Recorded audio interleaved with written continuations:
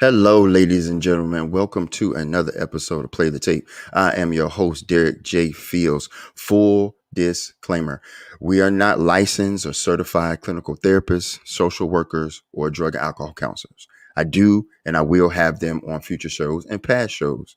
But what Play the Tape is a place of advocacy, support for the community, for people who with mental health and substance use challenges, like myself and my guest today. My guest today is my brother. I met him at a first time I met him was at a NAMI com- connection support group. And what NAMI is, a National Alliance on Mental Illness. It's a resource for national and regional. Just check it out. Now, in episodes to come, I'm putting together a list of resources that will play after each episode. And I'll even add them back to old past episodes as well. But my guest today is my brother. He is a business owner. He has his own publishing company, Taylor House Publishing. He's an author with books of Brush with Death, The Blood of Jesus, Wrongfully Accused, Rightfully Acquitted, Son of a Preacher Man, Blue Lights in My Rear View. He's an advocate for the community. He's a mentor. He's a man of God. My brother today, Richard Taylor. How you doing? How you doing? Man, thank you so much, Mr. Derek. Certainly a pleasure to be on this show. Thank you for having me. Definitely an honor, and I thank you for what you're doing and bringing awareness to people who are, experiencing these challenges that many of us go through, but not many of us are willing to talk about. So I definitely want to commend you on your endeavor as well.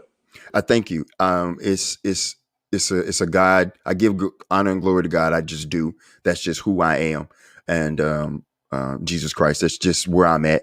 I'm very thankful for you being up here, and as especially us as Black men, we don't get an opportunity, or in our community, it's not taught to us or expressed to us that it's okay not to be okay, and it's okay to reach out for help when you need it safely for someone that you trust.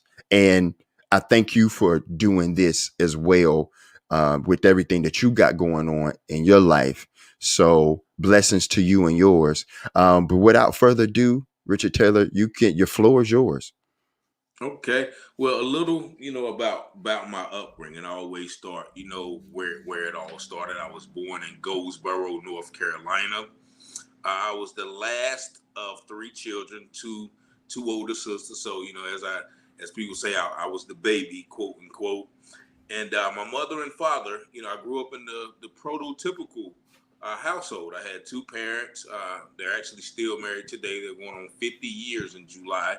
So I came up in a definitely, yeah, and glory be to God. I came up in a two-parent household, a God-fearing household. My father was a minister by the time I was born. So we grew up in a holiness church. Now, anybody knows what holiness is? We were in church for a long time, every day of the week. Sunday, Mm-hmm. Tuesday, Thursday, Friday, Saturday, Sunday night, and that was the upbringing, that I had. So I grew up with a lot of morals, a lot of values, very, very, very love. I didn't feel, my father and mother, they were home every night, no fussing and arguing, no. And everything was, looking back, I realized how blessed I was as a child. Very, very strict. However, with the holiness background, we couldn't do a lot of things that other children did. Go to movies, go to dances, do things like that, go to skating rink. But, we did do other things. And, our church family was very, very prolific in my upbringing. And so as I got older, I was very intelligent, very one of the thanks to God, one of the smartest people in my class, the academically gifted classes and whatnot. So I grew up, very, very good in athletics as well. So typical All-American story of a great, great potential, great, great. The ceiling, the sky was the limit for me. Now, as I became older, about 12, 11, I began to uh, get with some of the older, my older, once again, they were family. They were in the church as well. So these were the guys I looked up to in the church. But that time they were about 15, 16, and they had already started being influenced, by some of their peers who weren't in the church. So, they would be drinking and smoking. And those were the only people I could go over their houses. So when I was, I started going over their houses and they were doing those things. So, of course, those were my big brothers. Those were people I looked up to. And then, I think it was about 12. Actually, the first time I ever smoked a joint, it was after church with my older god brother. He was about 15. He had already started dibbling and dabbling in the streets. He didn't come to church that day, but after church, he came to get me, and we walked across the street to the park, and we smoked our first joint.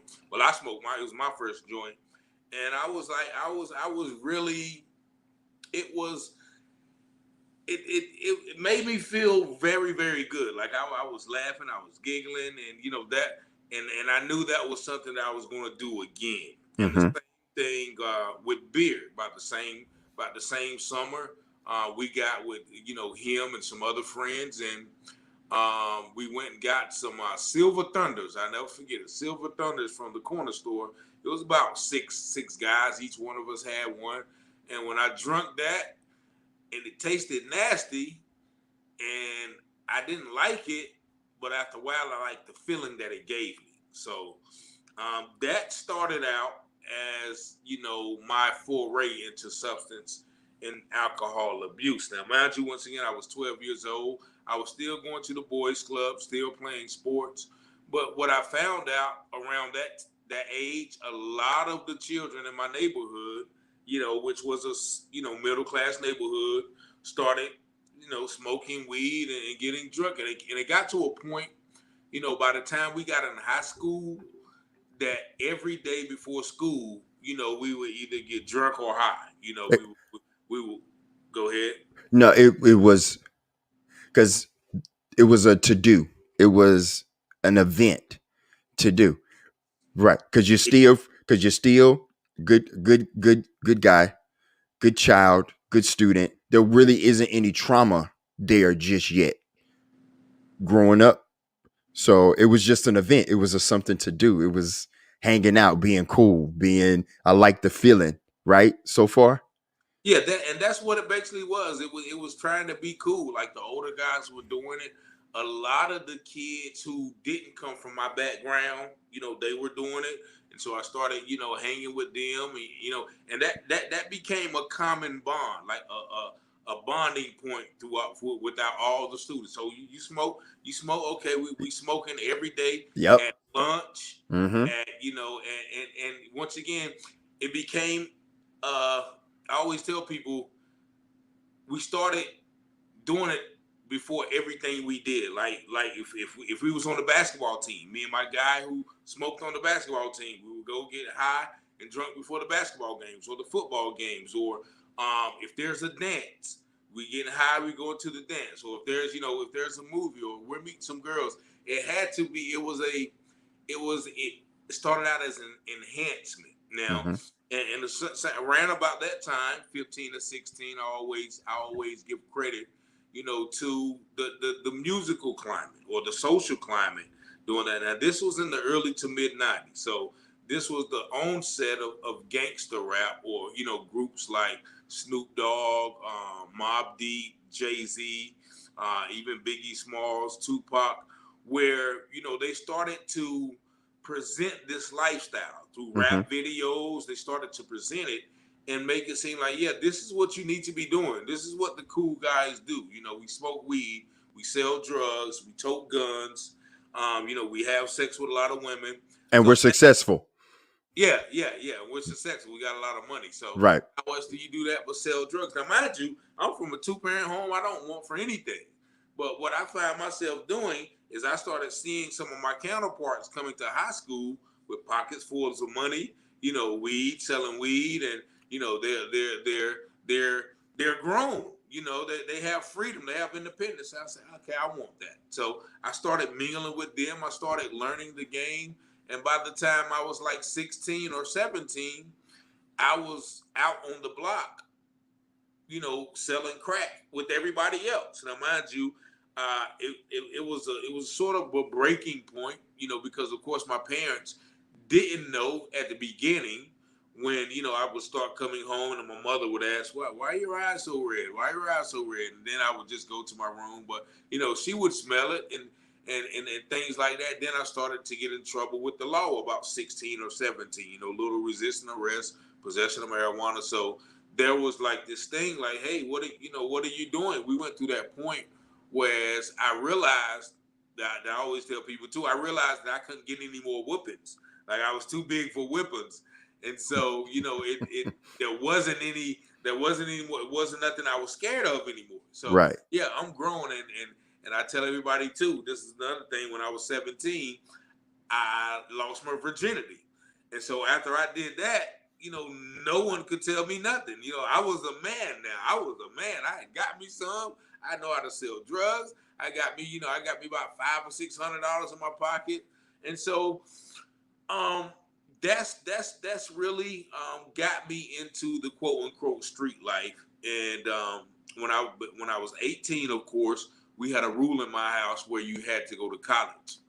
And because I was still smart academically, I made like one of the highest scores on the SAT. Mm. I had letters from Duke, Harvard, MIT, Yale, Brown, like every university in every major university. I had two shoeboxes full of offers, but by then my mind was on the streets. Like, Right. and I had started making a little money too. Like, by that time I had about $3 or $4 or $5,000 saved up, which I thought was a lot of money back then, and maybe it was for an 18-year-old. Yeah. And so I reached into a box and I said, okay, well, this is a black college, and I chose Central. I chose Mm-hmm. North Carolina Central University. And by the time that I did go to college, one of my best friends that I was with every day, fortunately for me that I had to work that night, I had an overnight job, but he committed a murder. And I know if I wasn't working, that night, I would have been with him. But he committed a murder, and he got into we and that sent us into a spiral where we were in shootouts literally about every other week with this other guy's family and friends. And just once again, just by the grace of God, I survived that summer of 1996. That's that was the summer before you went to college. So you had already decided to go to Central, but y'all was still in that type of environment situation during that summertime. Did that push you towards, okay, I need to go to college. I need to get out of here? Because was there a moment of clarity at that moment through those shootouts where you were like, dang, Richard, I need to go to college. I need to get away from this environment and do something a little bit better. This is too much for me. Actually, it had the opposite effect. Because once again, in that climate, 96, and then once again, that was after Tupac got shot 5 years. Mm-hmm. And so it actually solidified me as I'm really a thug. Like I'm really living this life. So it actually gave me extra ammo to wake up every morning, get with him, and ride around with our guns. Like, okay, when we see him, it's on. But in hindsight, of course, it was pure foolishness. And that next summer, he actually got convicted and got sentenced to 16 years for that murder. But it actually had the opposite effect on me, as in, okay, I'm really bad now. And so actually, I didn't really want to go to college because once again, I had finally established my little network of customers and clients, and I'm thinking I got it all figured out. And I was truly mad that I had to leave. Mm. And but however, being the entrepreneur spirit, that I had, if you call it entrepreneurship, instead of us, I said, okay, well, I'm going to college. I know there's not many crackheads on the college campus. That's what I was saying. So I said, okay, well, I'm going to take 2 pounds of marijuana and set myself up as the weed man at school. And Mm-hmm. as soon as I got there, I advertised it. I knew a little people from back home, and before you know it, I was the weed man. I was the weed man on campus. I was, of course, amongst a lot of other weed men, but I established a reputation for myself as having marijuana and being a nice, fun party guy, and that lasted until the end of the first semester. And at the end of the first semester, I was lured. My regular weed connect didn't have any, so I was lured by another guy who I used to gamble with, and I used to win all of his money. So he had some animosity to me. I was lured to off campus to this building where I was supposed to be buying a half pound of weed. But when we got to the building, a guy comes out and he pulls the pistol. Pulls me around the back of the building. He shoots me in the back, well in the back of my shoulder right here, and he starts stripping me. Luckily I took all my jewelry off, but so because he was looking for jewelry, the guy had already told him, who I was, and so basically he robbed me for like $450, which was not a lot. He took my jacket, took my shoes, but he shot me. He shot me. First off, like when he shot me, I was like, okay, yeah, the money's in the the coat pocket. Right, right, Praying. I'm talking about, Father, forgive me. right. I didn't know what was next. So, and when I was praying, that's what really let me know that God is real. Because when I was praying, He just kept telling me, "Shut up, shut up, shut up," because that prayer was getting to him. That prayer was so on. But He let me go. And I went to the hospital. The bullet went straight through, so I didn't have any major injuries. And once again, it had the opposite effect. I was just about to ask. I was about to say, getting shot at 18 at the end of the first semester, getting stripped down, getting taken for 450, still understanding how God is moving in your life. Opposite effect. Opposite effect. Opposite effect. Now I'm really solidified. Oh, he got shot. I come back on campus with my arm in the sling. All the girls, hey, what happened to you? Yeah, I got shot. Oh, can I see it? Yeah. So I'm like, okay, well, yeah, this ain't so bad after all. You know what I'm saying? And I couldn't wait to come back. To come back to Goldsboro because everybody heard. And Goldsboro, once again, is a small town, about Yes. 50,000 people, so everybody knows everybody. So Right. once again, that was sort of a celebrity. I went back home with the high school football game, my chain hanging, my arm, So once again, it was like, okay, well, I'm really a thug. So um, What did mom and dad have to say? Because they had to see that. yeah, my mom and dad they came up to Durham that same day. They of course they prayed and but by then it was at the point where there was nothing they could do but pray. Okay.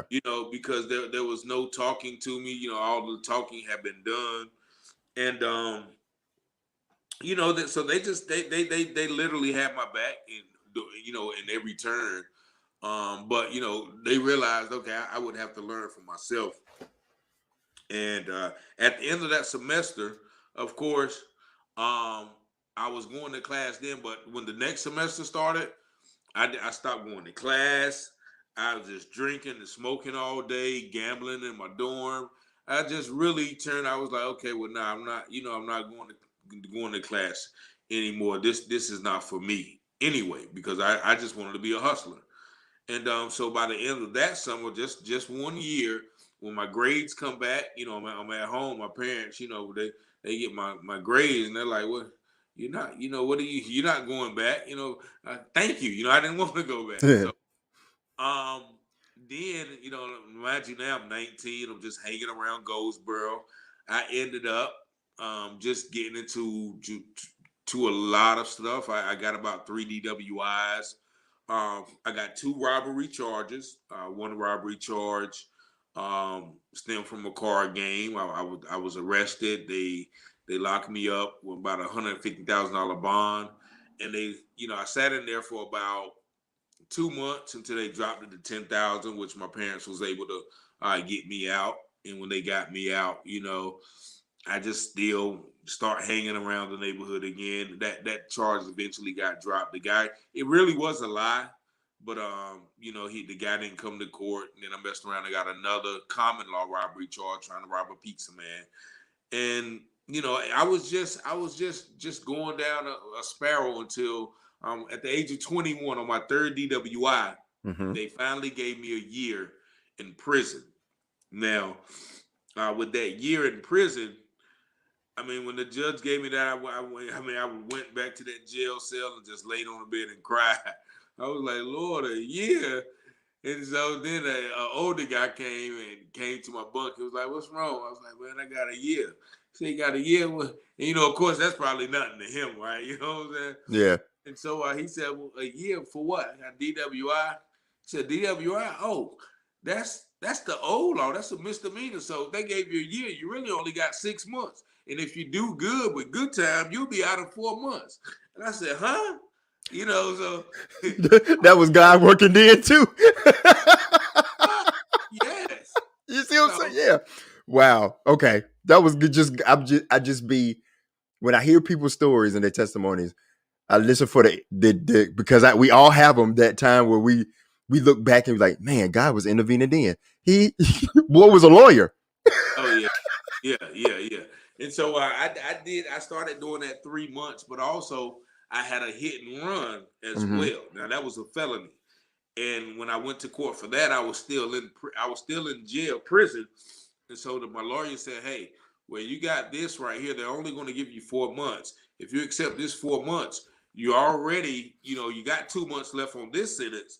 So if they'll start this 4 months now, so it'll run concurrent with the sentence you're already doing. And so really, you just only have to do an extra 2 months than you're doing anyway." So I was like, "Bet, like let's get it over with." But Right. I didn't know the ramifications of that felony status that would have. Now, so I went on and took it, and then of course when I got out, I was a convicted felon. And I got out when I was 21. It was the beginning. It was right around the time.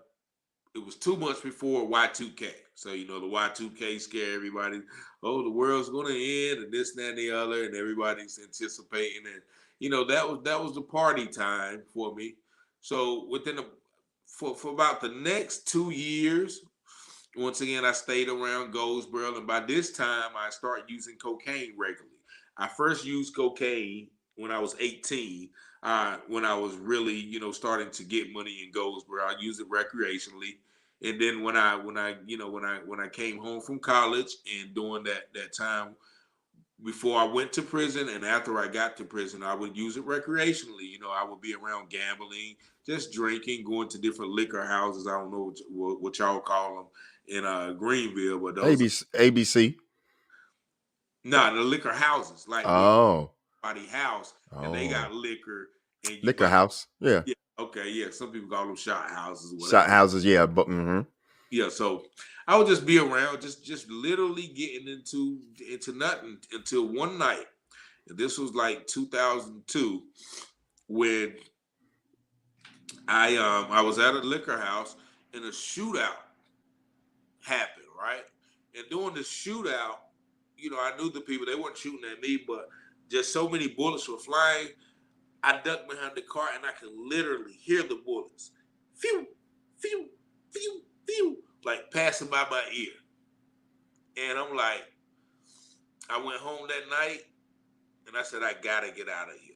Mm-hmm. Gotta get out of here. And that was like Thanksgiving weekend. And I had a brother, Terrence Thornton, who stayed in Virginia Beach. And he was about a year older than me. He had went to college, went the straight and narrow way. And he he was home for the holidays, and I just called him, and he would all because he had been through with me. He had tried to, my parents tried to get him to talk to me. He took me up to Elizabeth City one time. He would come and check on me because my parents, they didn't know how to reach me, so they would try to get friends, who were on the right path. So Right. this one day I said, man, I got to get out of here, man. Can I go back with you? He said, come on. How old were you then? How old were you? I was 23. Okay. I was 23, and I packed up a trash bag full of clothes. I think my mama gave me $50 and my daddy gave me $50. So I had a trash bag full of clothes and $100, and I moved to Virginia Beach. And that's when my life changed drastically, for the better, but also for the worse. For the better because I learned how to be an independent man. My god brother, he said, look, you got a month. Like you can stay here for a month for free, but next month I'm gonna need this on the bills. I'm gonna need this on the rent. And I accepted that. And so in Virginia Beach, coming from Goldsboro, I just thought I was in the biggest city. So I went out. I got me a job at the shipyard. I got a job at the 7-Eleven, and I started working and saving money. And I was like, okay, I can, and coming from Gold, like nobody knew me, so I could Right. actually be who I am, like who God made me to be. So I was a nerd. So I would go to the library on my day off and just go get books and read books and things like that. And so I was really getting into myself. Of course, now he smoked weed and drunk beer, so I started doing that, but there wasn't any cocaine use, which was good. And I wouldn't say I was bad off of cocaine, but I knew it wasn't a healthy drug for me. And so things went good for I would say about 6 or 7 months until I got this job at Ticketmaster. And now Ticketmaster is a big call center. You got everybody from high school students to college students to grown people, everybody in this one center, girls, summertime, everybody smoking weed, this, that, and the other. So I'm meeting a lot of people, and I start meeting people and smoking with people, and I'm starting to hear things. I'm like, what? You pay this much for an ounce of weed? You pay this much for a quarter. So I'm thinking in my mind, I'm like, they paying way too much. I Mm-hmm. know I can get it. And so that manifested into me buying a quarter pound of weed, which is 4 ounces. And then I started selling that at work. Next thing you know, I was buying a pound. Then I was buying 2 pounds.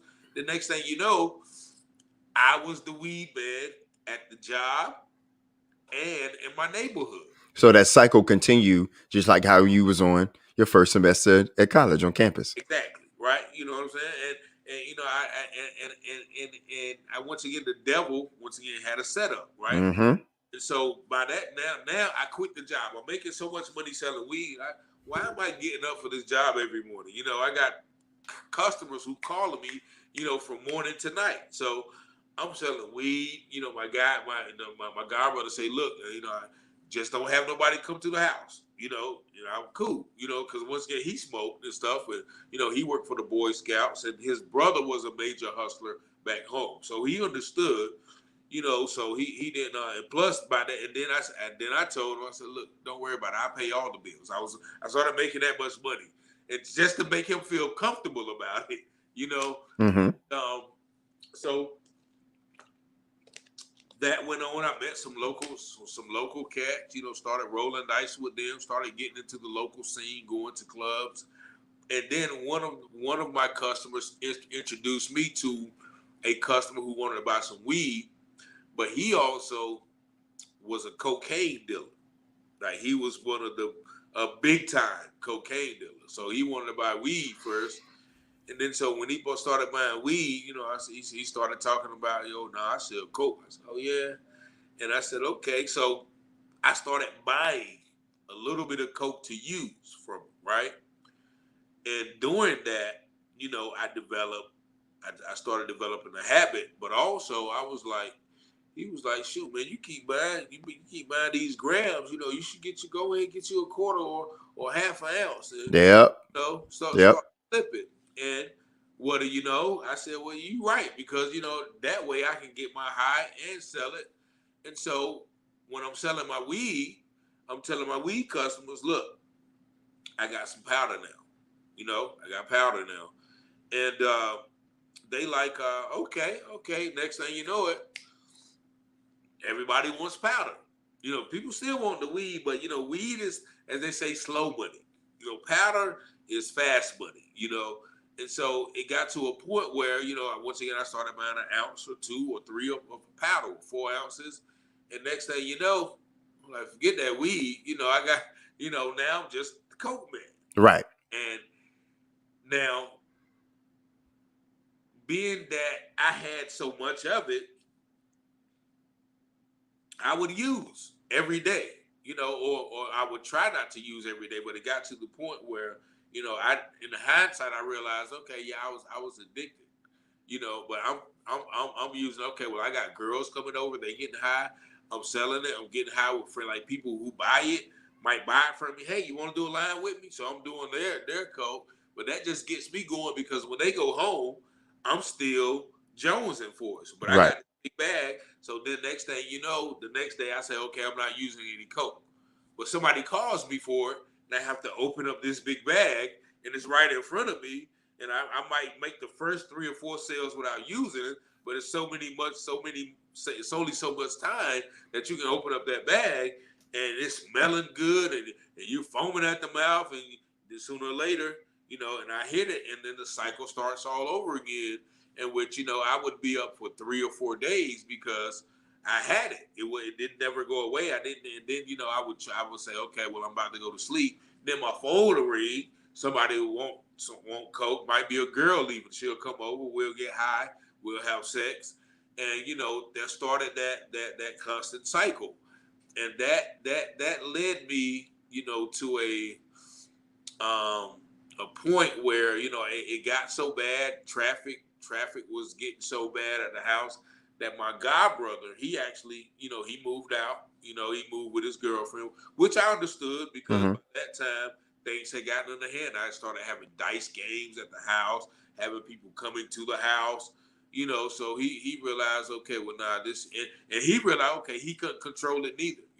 It had already gotten out. I had become, even though I was paying the bills, it wasn't worth it. Right.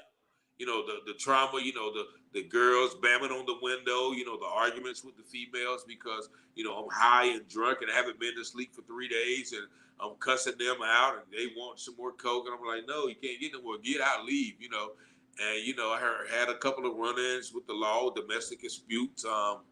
Somebody I beat up somebody who had forgot to give me their money when they got the drugs. So the police came and they arrested me with weed. So there was a lot of things that started to spiral. How long of a period you say that was? I would say all of that what I mentioned, like from me moving up there until where we at now is about 2 years. Okay. 2 years.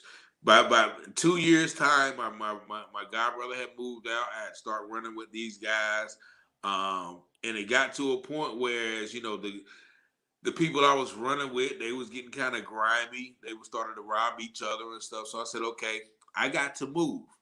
So I left downtown Virginia Beach and moved to the ocean front, which is like right by the water, right by the beach. I moved there. I said, okay, going to get a new start.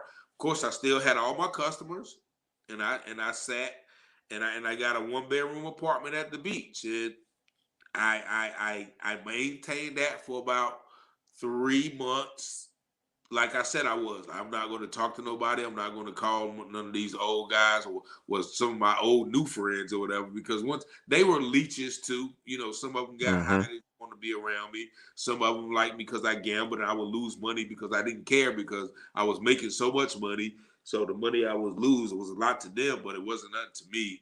So they would just hang on for that. And so I said, I realized. I said, okay, look, no, I'm really and all of this while though. Once again, I'm still praying to God, because there are certain nights that I'll be up 3 or 4 days and I get on my knees and like God, I don't want to live like this. I can't keep going, Lord. Help me to stop, help me to quit. But then of course, now I will even wake up some Sundays and go to church and go to the altar and snot and cry and all of that stuff. But then I would get back home and I have this big bag of cocaine. Mm-hmm. I have these people calling me, have this girl, I have these expenses. So, it was a a never ending battle until I started, once again, then I started doing the same thing at the ocean front that I did at my other uh downtown house, which was hosting dice games, allowing any and everybody to come, throwing coke parties and things like that.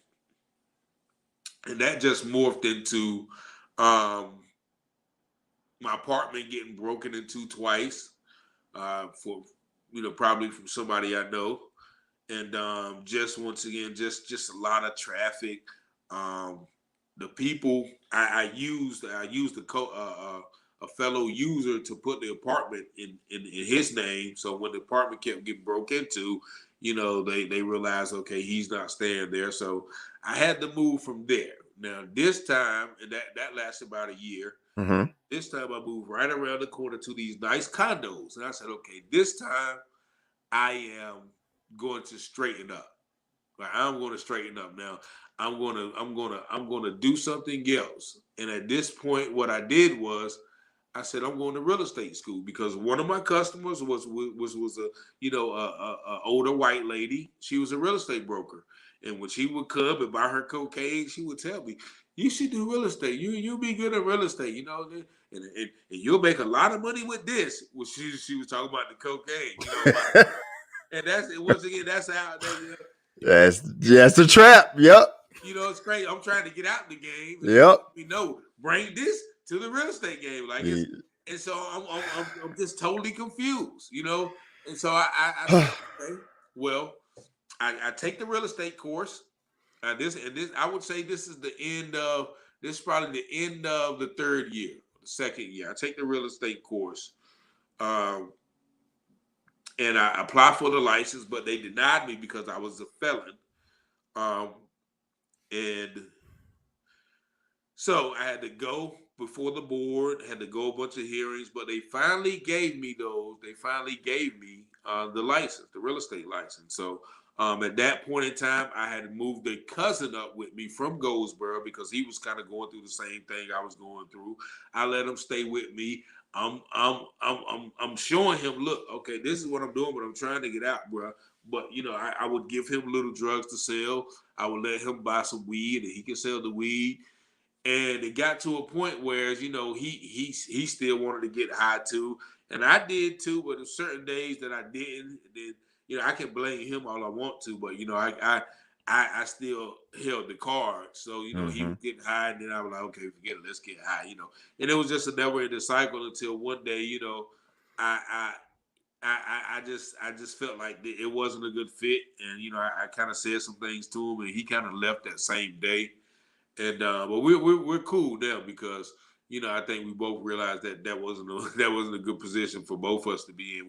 We were kind of enabling each other, to get high every night. But long story short, um, I started selling real estate. I got my real estate license, but I was still selling cocaine. And then so one day this guy was at my real estate office. This guy kept calling me and calling me and calling me for cocaine.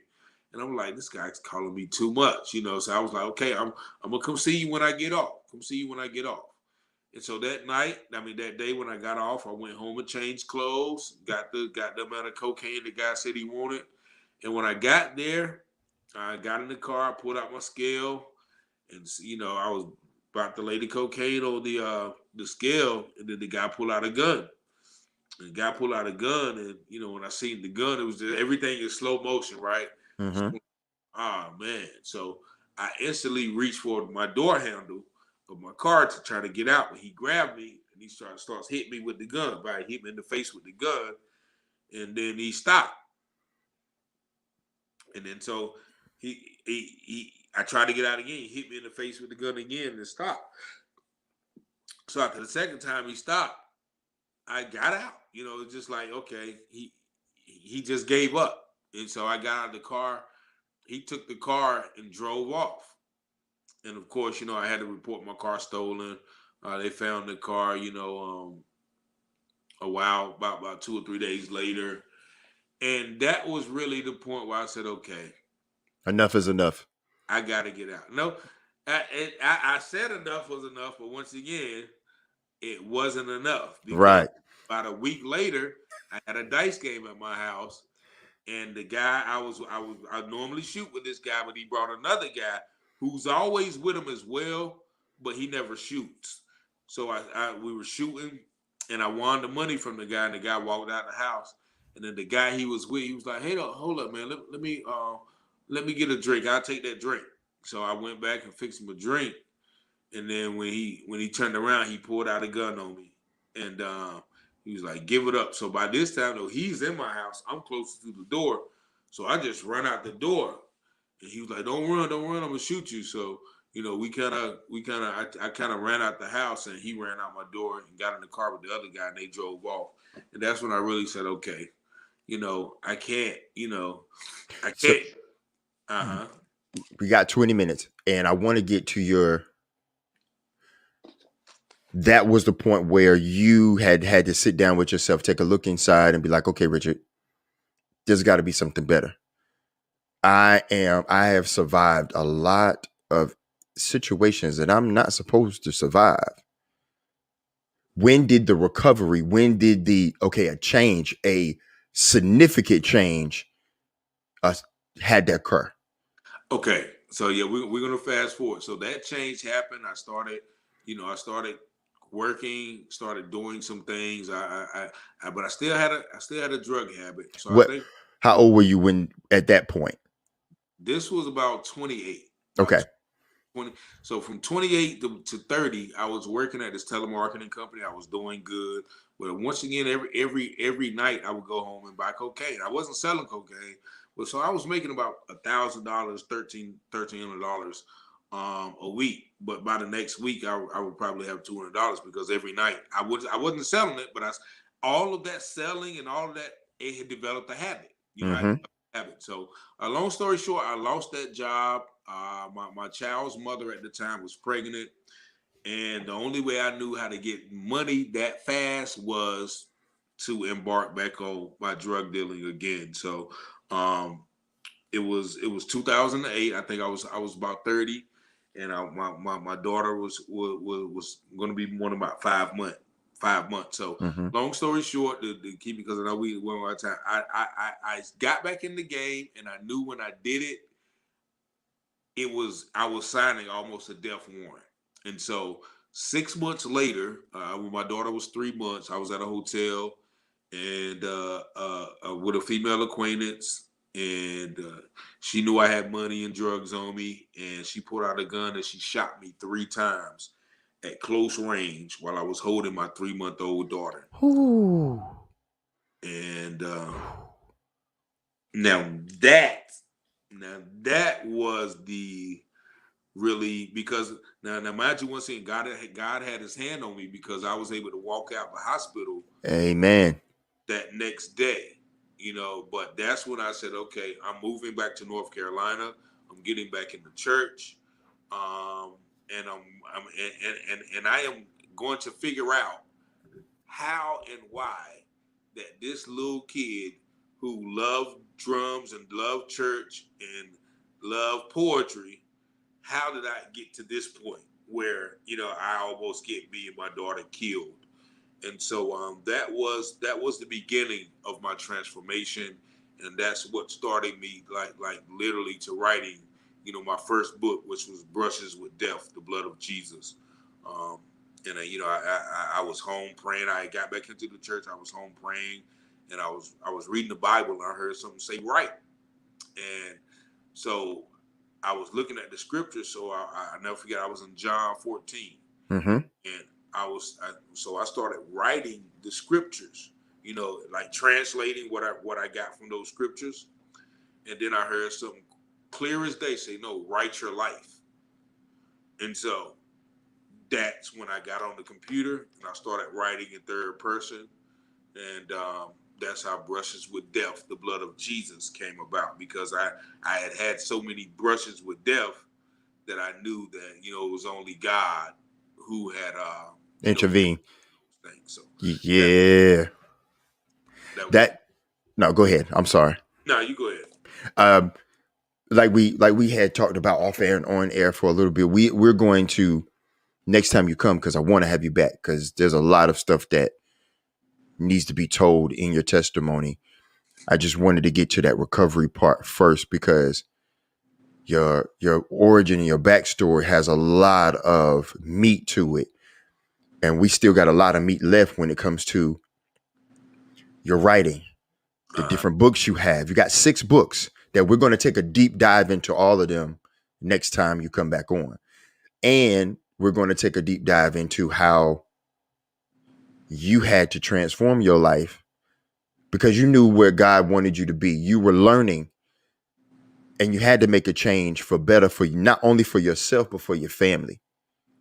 And is that where the books came from? Is that where the publishing company came from? That spirit of entrepreneurship that you had, just in a different lane at that time, still developing those skills,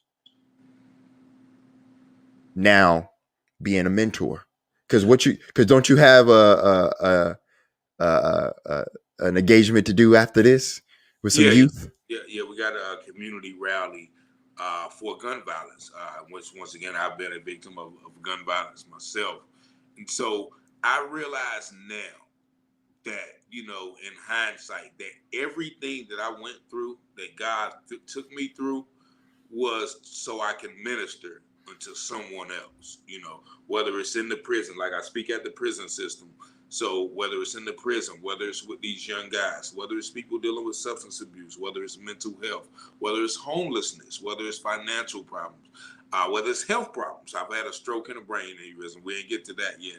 But it's just so many things that I realize now that God was preparing me for. And the books were just an avenue. Like, and I realize that now too, because when I tell people I wrote books, they buy the books, but they also want to once again hear the stories. How did this book come about? Oh, what happened? You were wrongfully accused of what?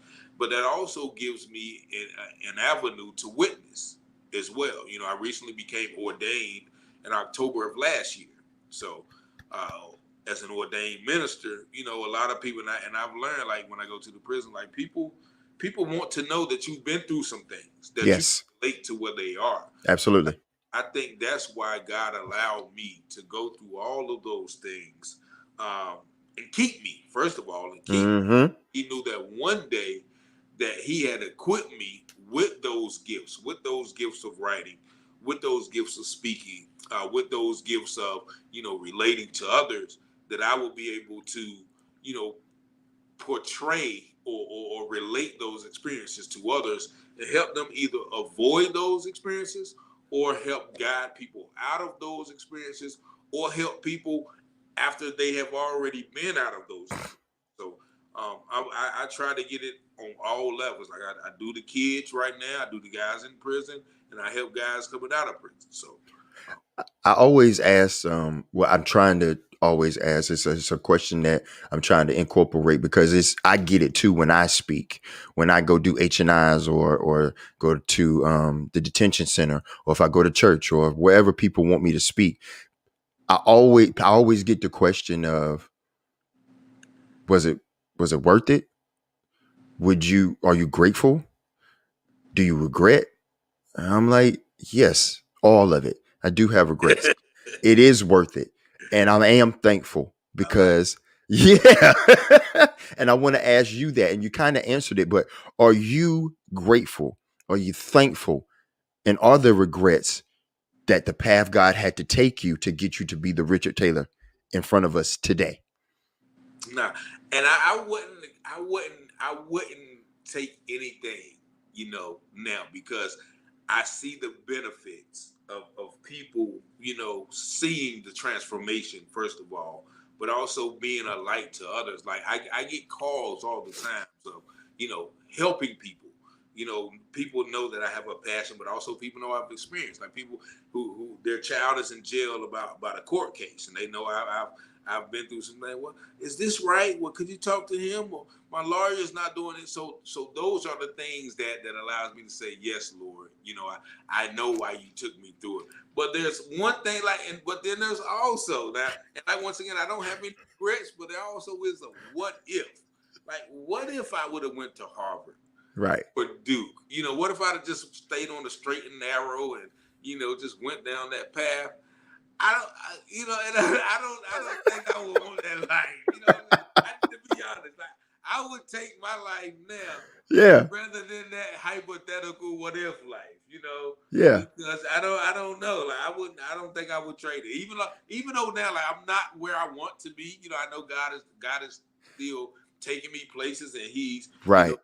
showing me things where I am going to be. But And there's joy. But there's joy. You have joy. I yeah. see it in I feel the joy. You know what I mean? Yeah, yeah. And somebody always told me as well. I just learned this success isn't the destination. Success is the journey. You know what I mean? Yes. Like, I want the house, and I don't even know if I want the house on the hills. Like, I'm literally good in this 2 bedroom apartment right in the middle of what some would call the hood, but I call it, they would, because I'm right amongst the people, that I like to help, and I like to be an example too, but of course everyone wants the big house Yeah. and but I don't know, what I'm saying? Because it's just me. Like, maybe if I get married, like I said, I know you're married, so I know that with the wife wants something. I guess you got to get it. So We on the same page, me and my wife. Absolutely. uh, Yes. so that's good. So but yeah, man. I don't, like I said, I don't regret it, but I think that God has placed me in a position right now for a time such as this, because that we as a community, and like you mentioned before, as black men, Mm-hmm. as black boys, we have a lot of issues in our community that is because we don't know who we are, or we don't value ourselves, or we don't have we haven't had the correct guidance to navigate through this crazy world that throws all types of things at you. And like you said, sometimes we just want to escape.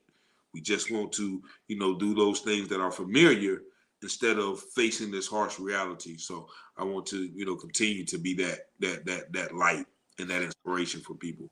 And I think and I know that you will. I know God will continuously bless you and everything that you put your hands into and your heart and your mind into and your spirit.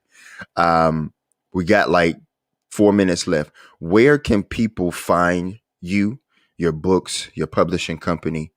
Where can they find Richard Taylor? Okay, well now I'm on of course all of the social media platforms: Facebook, Richard Taylor, Taylor House Publishing. You can go to Instagram, Rich True Life, but also you can go to my website, which is www.taylorhousepublishing.com. And there you can find all of my books, my speaking engagements, the work I've done in the community, the things we have planned. And I am not one who is indirect. So, like, if you want to get directly in contact with me, you can dial my number at 919-587-7782, or email me at taylorpublishinghouse@gmail.com. I love that. I love that. I love the transparency. I love the vulnerability. I love the, hey, I'm here. I'm not scared. I'm not shamed, and I'm not running. I know what God has done for me, and I'm here to put that on display. And I want to say kudos to you. I love you, brother. Everything that you're doing. And I thank you again for being up here, Mr. Richard Taylor. I really, really do. I got to have you back. I really want you to come back because we got to get more into your books. We got to get more into everything that we didn't get to. And because I really want to take a deep dive into these books. So I'm definitely going to buy the Brushes with Death, the Blood of Jesus Christ, because that I can definitely relate to that. We're going to talk about all of them, but that is your first one. That's the first one I'm going to get. That's the first one I'm going to read. And we're going to take some chapters and some quotes and see what the man was thinking or what God gave you to express, to use you. So I'm excited. I'm excited. Thank you so much for having me, brother. And I definitely enjoyed myself. I love your platform. I love the setup. You are definitely a great host. Great, just great intuition, man. And I'm looking forward to the next time, but I'm also looking forward, to seeing the other videos that you have in the archive. So just keep me abreast on the release, and once again, much success in your endeavors as well. Thank you. And I will. I keep all my guests. The date is hopefully August. That's what we're looking forward to start season 1. So I definitely will let you know when the first episode drops and when yours is dropped as well, when it's published as well. And thank you. I give all glory, honor to the Most High, to God. I take no credit. This is something just like yourself. he put in me to be a vessel to use for the community, to let people know that you go through trials and tribulations, you go through trauma, you go through mental health, you go through addiction, whatever you go through, God can use you and put you on the other side. Just look at us. Miracles right here. So I thank you again, brother. I love you. Until next time. Peace. Peace, peace. Listen, folks, listen, it was a great day. It was a great interview. Every day is going to be challenges. Every day is going to have trials and tribulations. Every day is going to have ups and downs, but every day is a success. Every day that you can learn to be better, to move forward with the grace of God, with your support system, with your community. Listen, with peace comes understanding. With understanding comes love. With love comes hope. And with hope comes faith. And with that faith comes recovery. If no one has not told you today they love you, I love you. We love you. You're not alone. There are people out here that will jump down in that pit with you. And you like, why? Because we know the way out. And that's what it's about. Paying it forward. Being a light, like my brother said, being a beacon of hope. And that's what we are. We love you. We love you. Until next time. Peace.